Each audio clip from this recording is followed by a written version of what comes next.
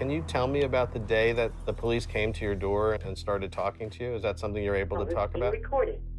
Well, they introduced themselves as homicide detectives, so I knew that if they were there, it was because somebody was dead. And at that point, to be honest with you, I really believed in the system. So I figured if I told them the truth, that everything would be okay. 12-167 United States versus The American criminal justice system enforces our laws and keeps watch over us. Is that person in the courtroom now? But who is watching the system? I'm Joe Berlinger, and I've used my camera for 20 years to knock down doors and pursue the truth. Our faith in the system. Now we're going inside the American criminal justice system. Any comments on the charges? From law enforcement to elected officials, the court system to corrections, to find out if justice is being served.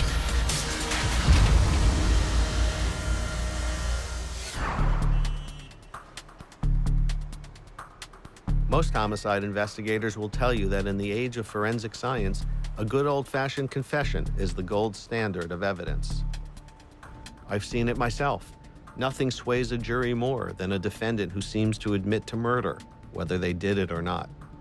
You know, it's so hard to wrap your head around the idea of false confessions. You know, why would somebody admit to a crime that they didn't commit? But it happens more often than you would like to think. In 27% of the cases that are overturned by DNA evidence, the defendant gave a false statement, and they paid for it. In this episode, we'll be looking at 2 cases where convictions were reached almost exclusively on the basis of the suspect's confession. Kirsten Blaze Lobato was convicted of homicide in Las Vegas. She claims she's innocent, and she says her words were used against her. Kirsten Lobato, seen here in court, is charged with murder and sexual penetration of a dead human body, the body of Las Vegan Duran Bailey. Kirsten Lobato confessed to this murder. She admitted to unique circumstances and facts that link her to this murder.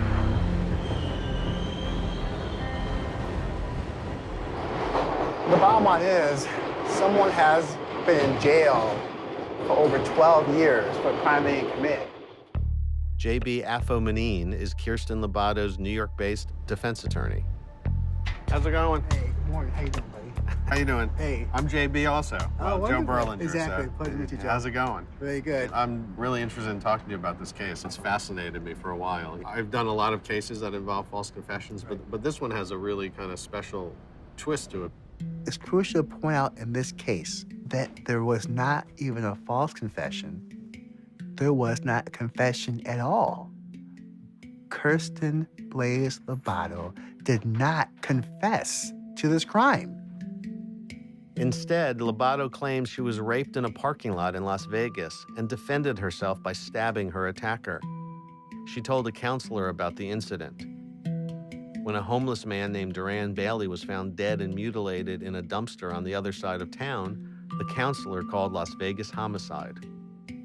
When the detectives came to her house, she thought that they were questioning her about her being a victim of a rape, attempted rape, a violent crime, not a suspect in a murder case. She was led to believe by their silence they were talking about the same case. That is one of the biggest travesties we're dealing with here. This is it. Okay. Hello? Hello, you have a prepaid call from Kirsten Lobato. Hello? Hey, Kirsten, how you doing? I'm good. How about yourself? Excellent, excellent. I really, really appreciate you taking the time to talk to us. I know you haven't really done this before. Well, I'm scared. I'm just going to tell you that right now. I'm shaking right now. At the end of the day, what do you want people to know about your case, about your situation? That's a tough one. I just want them to know that I didn't do it. I didn't know that there was any inconsistencies between what I was telling them and what had happened in their case. I figured if I told them the truth, that everything would be okay. Homicide investigators are convinced Lobato is lying, that she conjured up an attempted rape story by a different person to cover up the murder of Duran Bailey. When did you realize things were not okay? I think my arraignment probably was the first time that I was like, oh, something is definitely not right here. I had no idea that that they were painting things the way that they were, that it was two separate incidents that they were talking about. And once all the pieces started coming together in my mind, I panicked. She believed in the criminal justice system, and the criminal justice system let her down.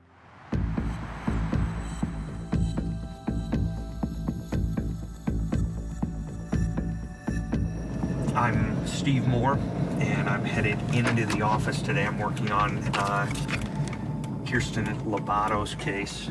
I was in the FBI for about 25 years and promised myself I would not work murder cases again where I had to go see autopsies. That was one of those great retirement plans that didn't work out. The problem with convicting on a case solely dependent on a confession, confessions are useless without corroboration. Steve Moore's investigation raises questions about whose version of events is more credible. When he breaks down the case, he starts with the timeline. You have the summer of 2001, all right? May here, you got June, and you got July. At the end of May, you have Kirsten Lobato. She's in a parking lot of a hotel on the east side of Las Vegas. She is attacked. He tried to rape her. She took out a butterfly knife and was able to slash at him and told half a dozen friends in this time frame, she told them in this time frame that this incident occurred and that she had slashed the man's penis. Now you have the murder in July of 2001 of Duran Bailey behind a bank in West Las Vegas. So we're talking a month, maybe 6 weeks difference. So it's conceivable that the police confused the attack of late May, where she defended herself, with the murder on July 8th and charged Kirsten with murder. Our next case is a textbook example of how police officers can use extreme tactics to coerce a confession out of a suspect in a murder case, and how prosecutors can develop tunnel vision, ignore the facts, and fight tooth and nail against reopening a case. Usually a false confession involves a completely made-up story in which people are just looking to get out of a very threatening situation, so they'll say anything thinking they can fix it later. But there's no fixing it later. They're stuck with these statements, and these statements are used against them in a court of law. In the fall of 1989, the town of Peekskill, New York was stunned by the brutal murder and rape of a 15-year-old girl named Angela Correa. The investigation, confession, and eventual conviction of a 16-year-old student named Jeffrey Deskovic has shaken up the justice system here all these years later. Hey. How are you? Joe Berlinger. I'm well. Thanks for helping me. You're welcome. So yeah, I wanted to look at some of those articles from '89 about the Deskovic case. Sure. We have all the Evening Star right here. Should be a front page story. And there it is. We have Peekskill. Police investigate death of teen from Peekskill as a homicide. Okay, great. Thanks. So you mind if I hang out take a here? look, yeah. Okay, great.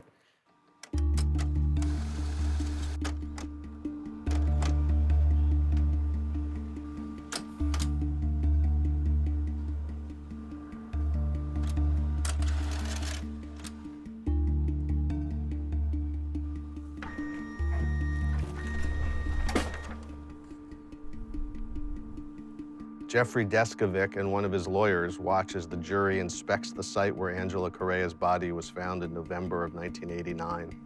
Look how young he looks. I just can't imagine being in that situation, going to the murder site, surrounded by the jury, press.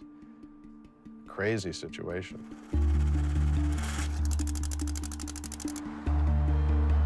Most of the journalists who covered the Deskovic case have moved on. But I tracked down one writer who stuck with the story. Jonathan Bandler is an investigative reporter for the Journal News. Walk me through the case. November 15th, 1989, Angela Correa, she was a 15-year-old Peekskill High School student. She left her house on Main Street. She was headed for some woods behind Hillcrest Elementary School near Griffin Pond. She was carrying her camera.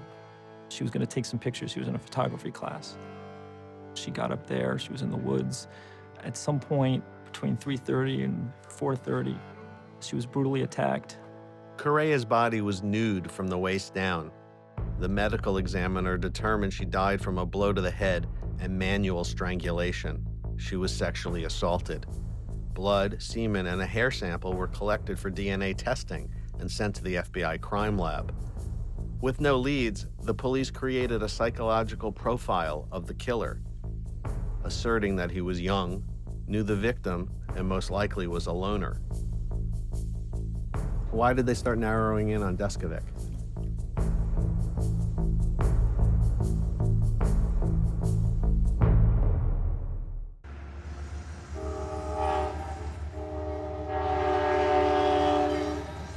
Peekskill, New York. In 1989, this quiet town in upstate New York was on edge. A 15-year-old high school student named Angela Correa was raped and murdered.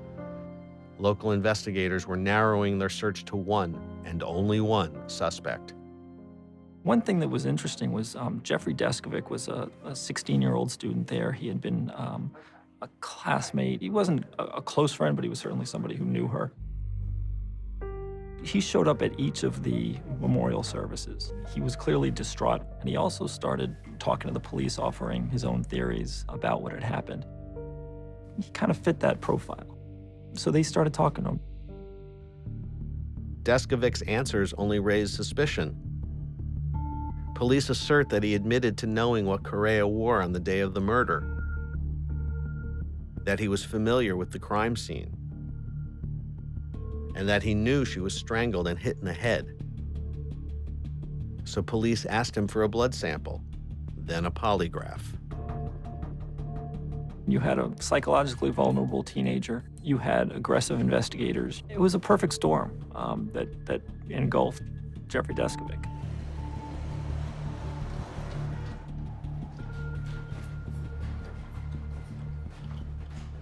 Hey there. Hello, how you doing? Joe Berlinger. Jeff Deskovic. Nice Really to meet nice you. to meet you. Leslie Robinson is Hi, my how partner. are you doing? So what do you got going on here? Well, we have our re-entry game called Beyond the Bars Recharge Re-entry, and it's a tool designed to facilitate formerly incarcerated people re-entry, getting back into society and reconnecting with their family. Give me some examples of some incarceration questions. Okay. Did you pray while you were incarcerated? If yes, what did you pray for? How would you answer that? Did you pray while you were incarcerated? I prayed early and often, to borrow from sports terminology, boxing. But I prayed that my innocence could be established and I would be released. And it took 16 years, but it was granted. During his 16 years in prison, Jeffrey Deskovic would often replay the details of his confession, especially the lie detector test. So the next day, rather than go to school, I went to the police station expecting that the test would be at Peekskill headquarters. And instead, they took me to the town of Brewster, which is in Putnam County, New York, where the polygraphist himself was actually a Putnam County Sheriff's investigator who was pretending to be a civilian. So he never told me he was a police officer. The polygraphist had this technique that he was used to carrying out, which he had an acronym for, GTC, get the confession. The polygraphist puts me in a small room and attaches a polygraph machine to me. He gives me countless cups of coffee, and the reason why that's important is because the premise of the polygraph is that when you tell a lie, you'll become nervous, and the nervousness will result in an increased pulse rate. The polygraphist used a lot of third-degree tactics. I mean, he raised his voice at me, invaded my personal space. He kept asking me the same questions over and over again, getting more and more ferocious as each hour happened. He kept us up for more than 7 hours. Towards the end of the interrogation, he made a statement to me saying that, "What do you mean you didn't do it? You just told me through the test that you did. I just want you to verbally confirm this." When he said that, that really shot my fear through the roof.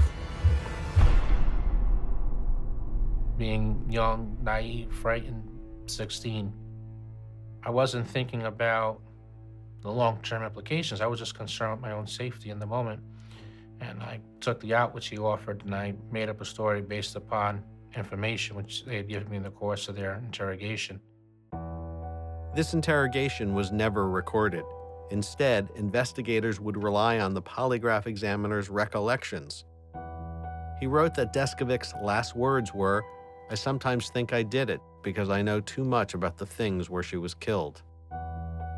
I would say that I was a complete mental and emotional wreck at that point, and hence the police officer's testimony that I was on the floor in the fetal position, crying uncontrollably. Deskovic was arrested and charged with murder. Prosecutors rushed the case to the grand jury. 3 days after he was indicted, the DNA report came back. Deskovic's DNA did not match the evidence. Prosecutors went ahead with the case anyway. In January 1991, Deskovic was tried, convicted, and sentenced to 15 years to life. His false confession sent him to prison, despite no DNA evidence linking him to the crime. What's it like to go through that kind of a nightmare? Yeah, it is just that. It's a nightmarish alternative reality featuring the guards, the prisoners, the staff, all as obstacles to the ultimate goal, which is to prove your innocence and therefore regain your freedom. In Las Vegas, Kirsten Lobato is living her nightmare. 12 years into a 20-year sentence, Lobato is still claiming her innocence, but she's watching her chances of exoneration slip away. Well, you know, some days are better than others, that's for sure. I mean, it is a challenge.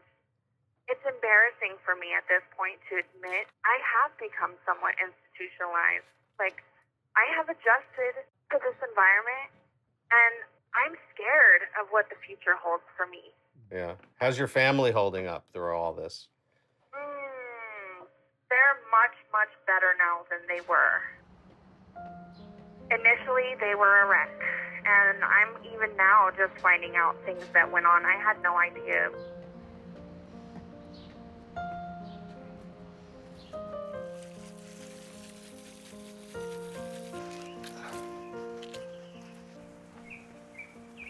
I'm not going to put too much water on the tomatoes. Dad says that it'll get another I think you've been yield. watering them too much. The tomatoes don't look that good. The best way for me to explain it is I feel kind of frozen in time. It's a very strange thought that life has frozen until she comes. That's what it seems like. We don't do a whole heck of a lot. We don't do holidays. For us, the holidays are food. That's it. We don't decorate anymore. We don't decorate. We don't celebrate. We don't do any of that. She's gone. She's not here. You know, Thanksgiving, yeah. Thanks for what? Telling the truth? Yeah, the truth will set you free. Yeah, don't kid yourself. Yeah, that's the bitterness part, and I know that. Yeah, it is. Do you think that's a way that you're kind of... Frozen in time? Yeah. Yeah, we're frozen in time Damn here. right. 1000 paper 1467 with the tape statement and rebid number 010708-2410.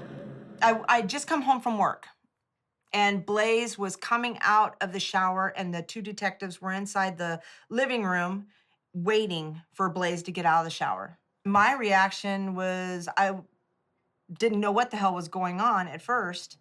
And then I watched through the window, and they showed a picture, and she was shaking her head. I could see what was going on.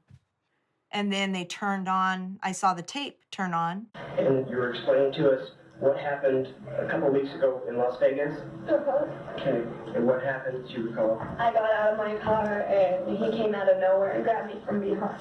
And what did the person look like? He was a black man, older. Did he ever hit you? Yes, he slapped me in my face when I was crying and told me to shut up because I was bit. What did you end up cutting him? I cut his penis. I remember that. Okay. And do you remember how you cut it? No. I'm gonna throw up.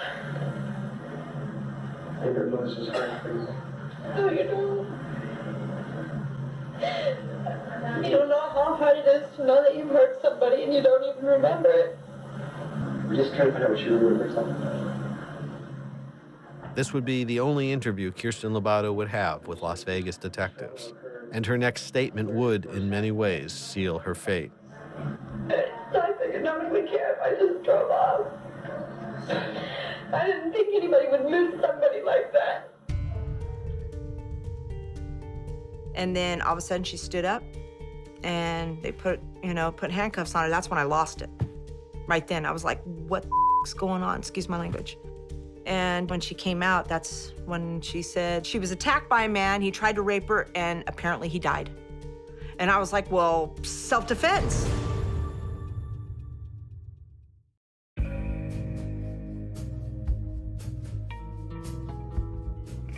Las Vegas is a tough city. The city has a certain lure. There's a criminal element on the streets of Las Vegas, especially in the tougher neighborhoods. This is downright frightening. A lot of sex-related crimes, a lot of drugs. It's a very interesting place to be a crime reporter. Glenn Pewitt covered the Kirsten Lobato case for the Las Vegas Review. The active theory, according to prosecutors and police, was that Miss Lobato had had an interaction with Mr. Bailey that was sexual in nature. He had lured her into a sexual encounter for the purposes of drugs and for giving her some methamphetamine. And then he didn't have any meth, and that this induced kind of a meth psychosis that caused her to completely snap and become extremely violent and engage in what is commonly referred to as overkill.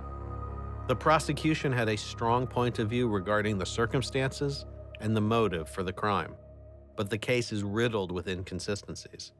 You start simply with the basics of the case. You have this crime scene. This is a cinder block area behind a bank. They find a body of a man.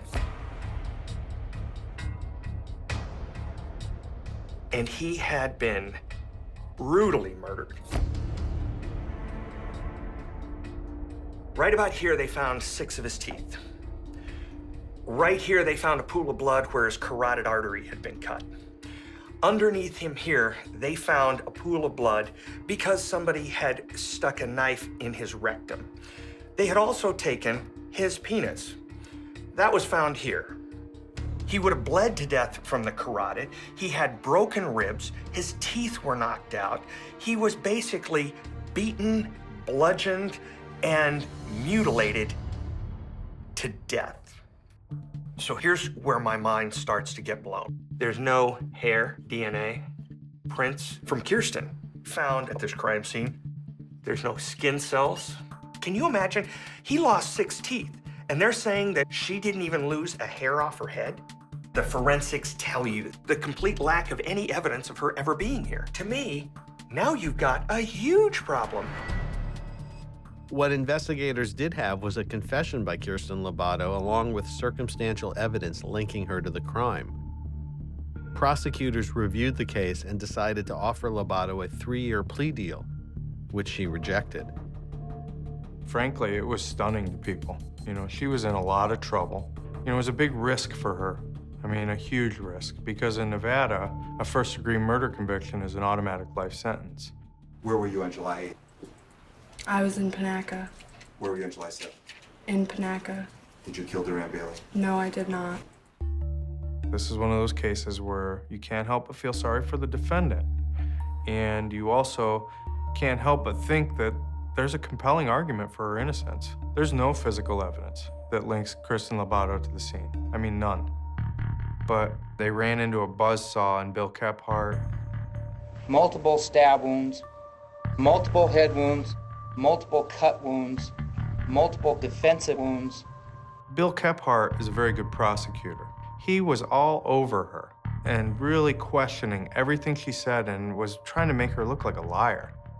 Is it self-defense to walk away after cutting a person's penis off and go back and bludgeon them to death? Or is it premeditation? He was just on top of it and really went after her statements to the police. Her statement then was,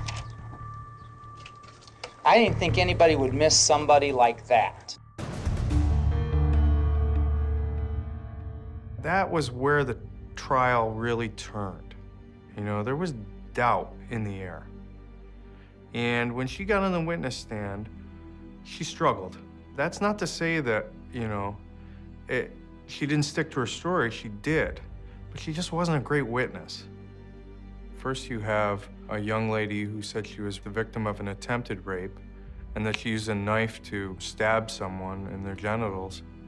Yet there was never any police report filed. No one was ever reported to the hospitals with such a wound. Basically, the only person we have to verify this account is Miss Lobato. You can see that something's not right and something doesn't add up. Imagine if you had done something like this and you wanted to come clean about it, or you couldn't keep it inside anymore, but yet you couldn't admit what you did. So you come up with an ancillary kind of similar scenario, but you're not really admitting to what you did, that it was justifiable. But Miss Lobato has proclaimed her innocence from the very beginning. And so the defense rolled the dice, rejected the plea agreement, and taken their chances and gone to trial, and they lost. Do I entertain the possibility that she didn't do this? Yeah, I do. You know, is it possible she's innocent? Yes, it is. Is it likely that she's gonna get out of prison? I don't think so.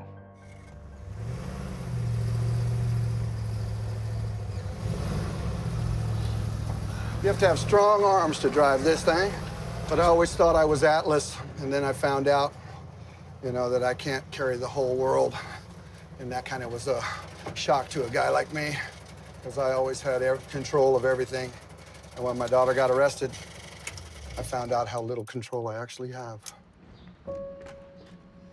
In all reality, there was a number of emotions that go through something like this. You feel ashamed, but not ashamed of your child. You feel ashamed of yourself, because, you know, what could I have done different? I had all this faith in the system and believed that the truth would prevail and everything would just be fixed, and it didn't. And when it didn't, I didn't see things the same anymore. I felt that the whole system had failed us. That's when the gates of hell opened up. That's when it started to spiral. Messed up. I mean, it was drugs every day. Every day. And alcohol. Pushing each other away and pushing each other away and fighting. And the one who seems to pay a lot for it, though, is Ashley. And I feel bad about that because she missed out on a lot of things. Because we were stuck in time, or we were stuck on drugs, or we were battling and fighting and doing all the craziness, and she's the one who paid the price for it too. Yeah. You kind of feel helpless. In what way? Like she's in there, and you can't get her out.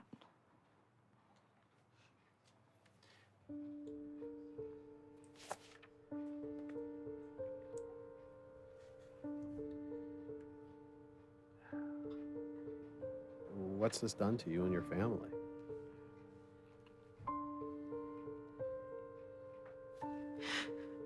We're never gonna be the same. It's like, I was there, I know she wasn't there. And like nobody would listen to us.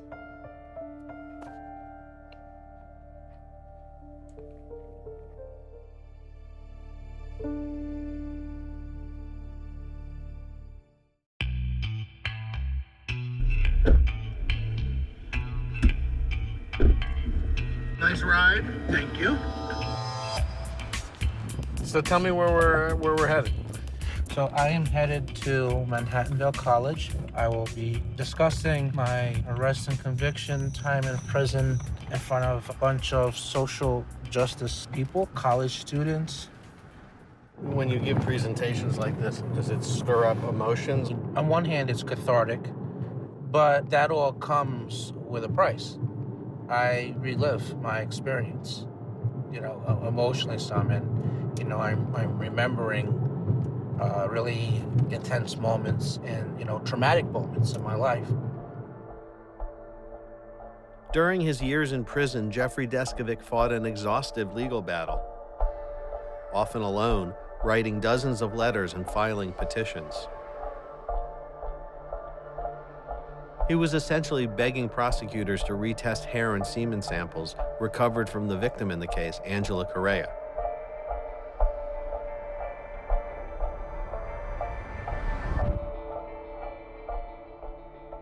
He was reading about CODIS and the DNA databases, and he just wanted at some point for that to be put in there because maybe the real killer will be identified. He knew he hadn't done it. The district attorney during Deskovic's incarceration was Janine Pirro, best known these days as a television judge. Pirro consistently denied Deskovic's request for a DNA database comparison, and no court would order her to change her opinion. Deskovic was starting to lose hope. My lowest day, I learned that I lost my petition for habeas corpus. I was seeking to have my conviction overturned in federal court. I'm arguing my innocence, I'm arguing the DNA, and the decision comes back that I've lost because the court clerk ruled that my paperwork arrived 4 days late. And I get this news while I'm in the special housing unit. I'm in the box because I defended myself against people who wanted to kill me because in their minds, I was a rapist. My immediate reaction to that, I wanted to commit suicide at that point. When inmates like Deskovic run out of legal options, often it's up to the local district attorneys to reinvestigate. Without their consent, cases can sit for years. Finally, in January 2006, when Pirro left her job to run as New York's Attorney General, he caught a break. Once the Innocence Project got involved, they went to the new district attorney, Janet DiFiore, and they asked for the testing.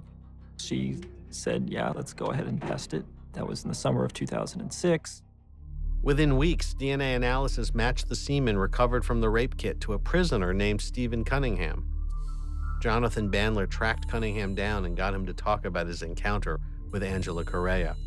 How did you end up killing her?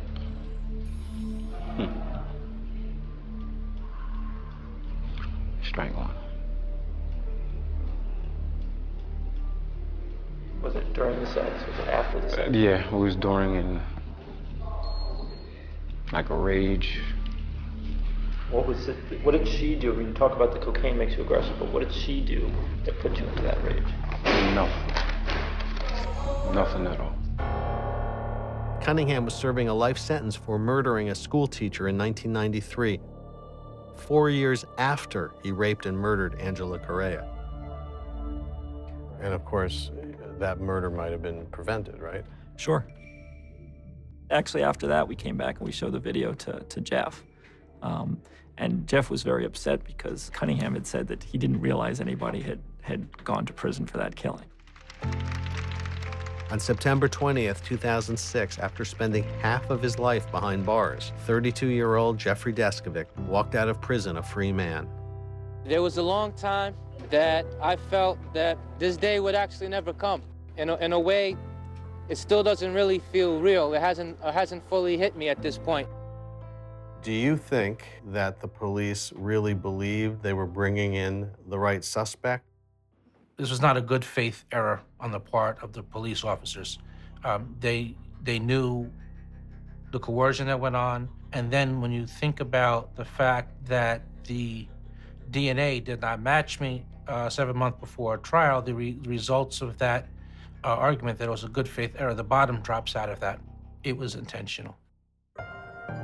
Westchester County's district attorney, Janet DiFiore, commissioned a report that broke down the systemic failings that led to Deskovic's conviction and offered suggestions for reform. They pointed out there were clear problems with the prosecution, clear problems with the police. Initially, the first one was tunnel vision.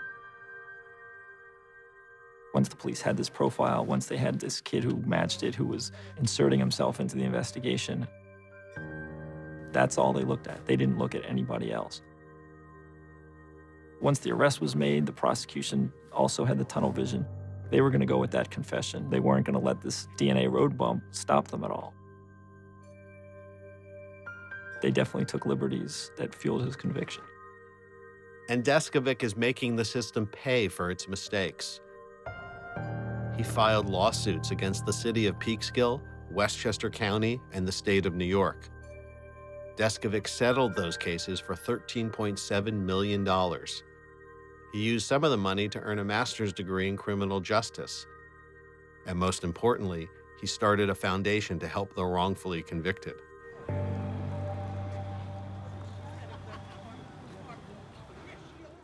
So when you do this stuff, do you get nervous or do you? I always get nervous. Yeah? I always get nervous, and I always feel like, not worthy, and, sometimes even question what I'm doing, actually. How can you feel not worthy? You went through hell. And you inspire others, so how. You're right, but you're right. Once in a while, I have a brief moment of self-doubt. Yeah, I guess we all do. Sure. I've interviewed a lot of people who have been wrongfully convicted, and the thing that amazes me about people in that situation is the lack of bitterness, the desire to do good things with their life, despite being falsely convicted. And that is the case with Jeffrey Deskovic.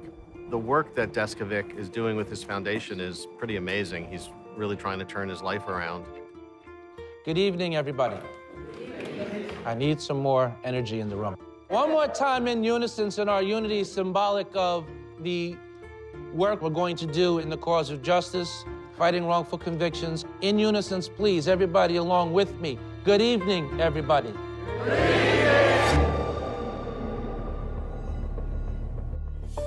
On page 14, State versus Lobato. In Las Vegas, Kirsten Lobato's case has remarkable similarities to Deskovic's. When she was granted a second trial in 2006, her new defense team could not convince the court to conduct DNA tests on critical pieces of evidence that could potentially point to another suspect. The judge looked at all the evidence in the case and said, no, there's no reasonable possibility that any of the evidence in this case, if it were tested for DNA, could result in an exoneration of Kirsten Lobato. This is not a DNA case, it's a confession case. Kirsten Lobato confessed to this murder. Lobato was convicted of voluntary manslaughter and sexual penetration of a corpse. Her sentence, 13 to 25 years. By 2012, Lobato was running out of legal options. Then, a new district attorney, Steve Wolfson, was appointed. He had little connection to the case. Now Lobato's supporters are pressing him to take action. And they're getting help from one of the country's top experts, Jeffrey Deskovic. Yeah, Jeff, so I just want to give you an update in terms of what's taking place with the case. We just got a call from the DA's office in Clark County. I'm going out there Monday to actually have a meeting. Yeah, that sounds good. Our main goal with that meeting is to, push the agenda on DNA testing. Listen, if I could suggest to you, in your meeting with them, you could reference my case as being one in which there was a pre-existing DNA exclusion, and yet I was blocked from getting further testing, and yet once I finally was allowed to get further testing, I was able to conclusively demonstrate my innocence. She's innocent. It's not okay. Wilson, test the DNA. This isn't just about Kirsten's innocence. It's about finding the real killers. They did not find any of Kirsten Blaze Lobato's DNA at the scene, and the DNA that was at the scene has not been tested. Here's what they didn't test. Poor Duran Bailey was dead in the alley, and they did a rape kit, assault kit on his rectum, and they found stuff. But you know what they didn't do? Is test to see whose it was. I tell you what, it's not gonna be. It's not gonna be semen from Kirsten. There were cigarette butts in the area. Cigarette butts are great places for DNA, not just because your fingers touch them, because your saliva touches them. Aren't testing those? Wouldn't that be interesting to find out if the cigarette butts were similar DNA to what was found inside the victim? It's been 10 years. technology has advanced. Those traces can now point to who did this, and yet they still refuse to test them. Why?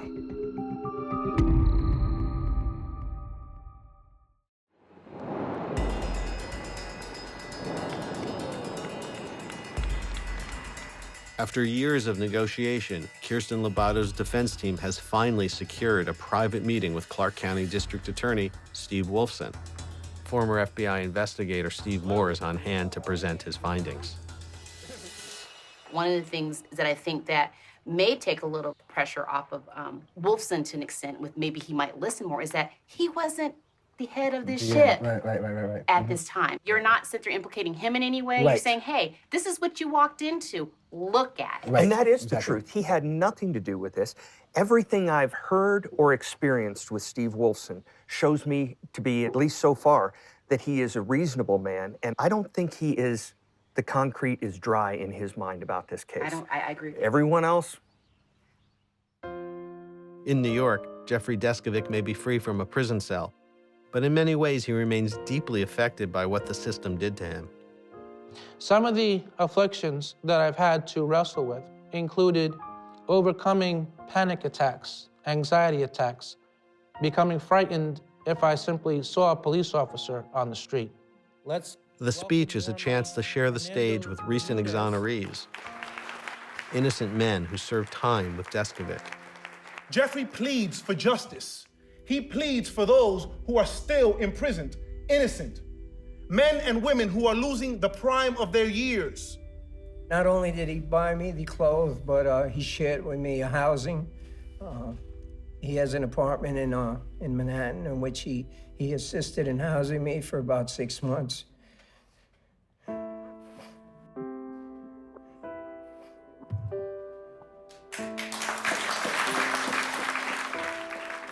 Deskovic's foundation investigates both DNA and non-DNA cases. They dig up key witnesses and arrange legal assistance for indigent prisoners. And every chance he gets, Deskovic pushes back against a system that took away the prime years of his life. We need to videotape interrogations, for false confessions have been the cause of wrongful convictions in 25% of the 311 DNA-proven wrongful convictions across the country. We need to roll back the doctrine of prosecutorial immunity. Once an arrest has been made, there's nothing to restrain rogue prosecutors from engaging in misconduct, and therefore, they should face criminal charges and have to serve at least as much time.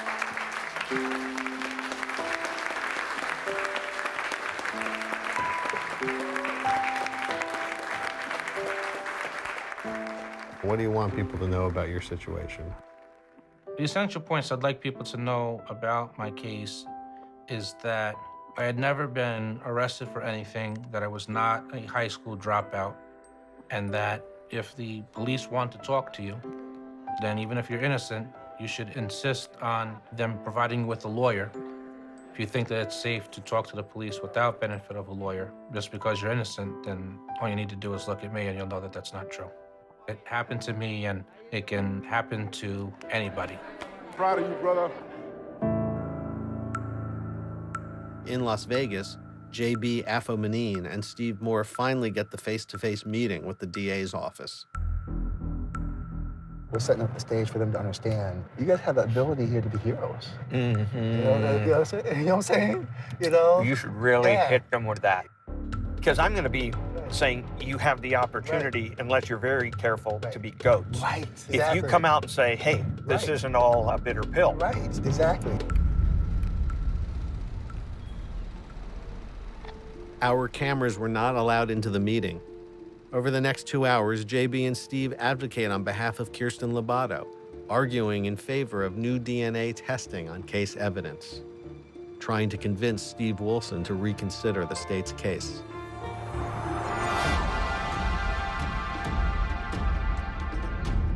It was more confrontational than I expected. Did you hear me finish his sentence one time? He said, no, we're not here to, and I said, Stonewall? Right. Unfortunately, Steve Wolfson decided not to attend the meeting. Instead, 3 assistant prosecutors sat in on his behalf. There was absolutely no meeting of the mind outside of a short conversation on football. They hold on to their belief that they are right. We hold on to our knowledge that they're wrong. Well, for instance, he when I first talked about DNA testing, he went to the statute. This is a legal statute that says we can do or we can't do. And I said, look, this is between us. You know that you have the power to think outside the box and go outside the box, right? He then said, what if Blaze, Kirsten, was to be released in 6 months? It was almost as if he's trying to make a deal. What if she got out on parole in 6 months? No, listen to me carefully, though. He said, would that stop you from doing what you're doing now? I said, absolutely not. We're still going to clear her name. Yes, it's about justice. We asked Steve Wolfson to comment on this story. He turned down our request. We got in touch with Thomas Townsend, the lead detective in the case. He also declined to comment. Bill Kephart, the prosecutor in both trials, is now a judge. He did not respond to our phone calls.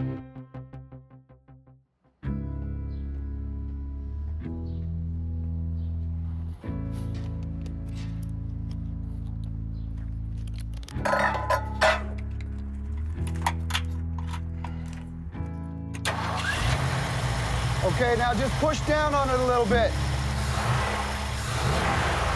Okay, yeah, that's good. You can turn it off.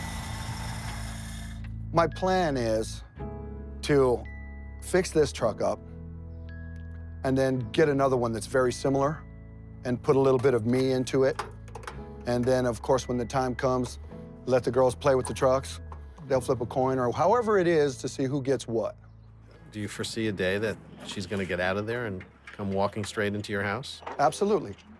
That day, when I can finally have my family in my house, all having an actual meal together instead of eating out of a vending machine, that's the day I've been waiting for. You know, I just, I try to stay in pretty decent shape and I eat right. And my objective is to stay alive long enough to see her free. If everything goes well, she could be free in as little as 8 years. She's been down for 12. If the truth ever comes out, then she should be set free today. Justice hasn't been served because whoever actually did this crime is still free. We're probably running out of time, so this is maybe my last question. Is it hard to know that there's an effort going on outside, but you just have to kind of keep to the day-to-day of your existence? It is hard, and it's also hard to stay emotionally distanced from it all. Because there are things that happen that I get excited about, and I think, okay, well, maybe this is going to be the thing that changes it all. And I have to check myself because I can't live like that. It's too hard. Because then if it doesn't happen, the letdown is excruciating.